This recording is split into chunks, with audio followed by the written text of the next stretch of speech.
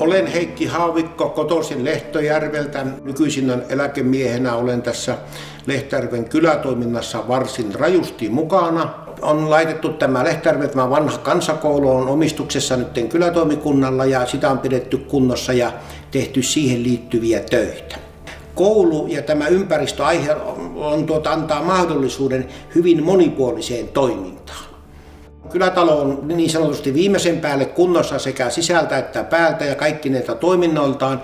Nyt on varsinainen probleema, kaikki pitäisi ikkunat uusia, kun ne ovat rakennettu aikoinaan 40-luvulla. Niiden elinkaari on tullut päätökseen ja tämä on viimeinen niin sanotusti todella iso hanke.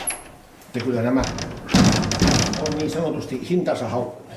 Alussa olin kyllä sitä liiterahoituksesta sitä mieltä, että vastustin sitä vallan jyrkästi, että kaiken maailman höpötyksiä sitä maailmassa nyt onkin.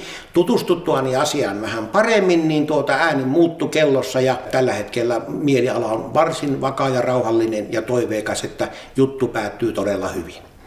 Tietysti siinä joudutaan jonkun verran niin sanotusti panemaan itseämme likoon, mutta niinhän tässä maailmassa mitään muutakaan ei saa ilman, että pienen ponnistelun kautta niin tämä leader sitten antaa mahdollisuuden tähän lopulliseen suoritukseen, mitä ilman leader-rahoitusta tätä asiaa ei voisi tehdä.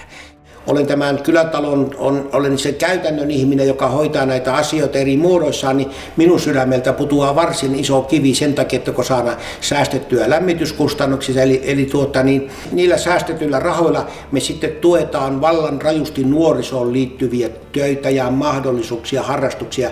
Meidän päätehtävän on tukea nuorisoa mahdollisimman paljon ja sitä on tehty kaiken voimavaroin, mitä mistä vänkilää